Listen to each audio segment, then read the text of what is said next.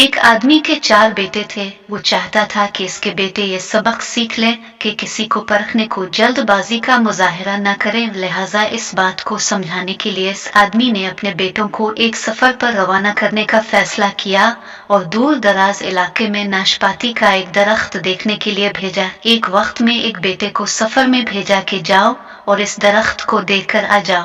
पहला बेटा जो जाड़े के मौसम में इस दरख्त को देखने गया था, उसने कहा, अब्बा जान वो दरख्त बहुत बदसूरत झुका हुआ और कासा था। दूसरे बेटे ने कहा कि वालिद मोहतरम वो दरख्त तो हरा भरा था, हरे भरे पत्तों से भरा हुआ था। तीसरे बेटे ने इन दोनों भाइयों से इख्तिलाफ किया कि वो दरख्त तो फूलों से भरा हुआ था और ये कि इससे हुसैन मंजर पहले कभी देखा ही नहीं था। सबसे छोटे बेटे ने अपने सब भाइयों से इत्तेफाक जाहिर किया कि वो नाशपाती का दरख्त तो फल से लदा हुआ था और उन फल के बोझ की वजह से वो दरख्त जमीन पर लदा हुआ था और जिंदगी से भरपूर नजर आ रहा था। बारी बारी सबका सफर शुरू हुआ। पहला बेटा सर्दी के मौसम में गया, दूसरा बहार में, तीसरा गर्मी के मौसम में और सबसे आखिर वाला छोटा बेटा खिज़ां के मौसम में गया। जब सब बेटे अपना अपना सफर खत्म करके वापस लौट आए तो इस आदमी ने अपने चारों बेटों को एक साथ तलब किया और सबसे उनके सफर की अलग अलग तफसील के बारे में पूछा।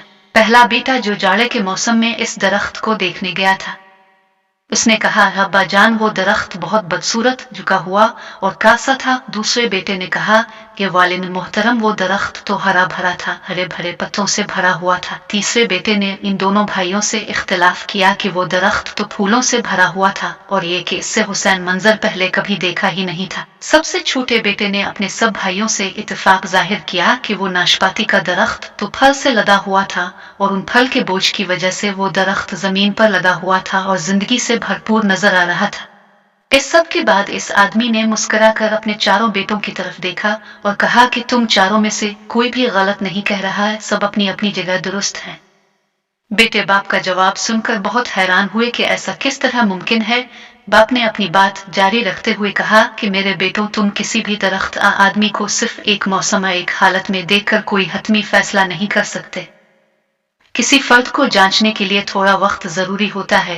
इंसान कभी किस कैफियत में होता है तो कभी किस कैफियत में। अगर दरख्त को तुमने जाड़े के मौसम में बेरौनक देखा है कि तो इसका मतलब ये नहीं कि इस पर कभी फल नहीं आएगा। इसी तरह अगर किसी आदमी को तुम फकीरी की हालत में देख रहे हो तो इसका मतलब ये नहीं कि वो आदमी बुरा ही होगा। मेरे बेटों, कभी भी जल्दबाजी में कोई फैसला ना करो। किसी को इस वक्त समझाया परखा जा सकता है जब ये तमाम मौसम इसके ऊपर गुजर जाएं। अगर तुम सर्दी के मौसम में ही अंदाजा लगाकर नतीजा अखज़ कर लोगे तो गर्मी की हरियाली, बहार की खूबसूरती और भरपूर जिंदगी से लुत्फ अंदोज होने से रह जाओगे।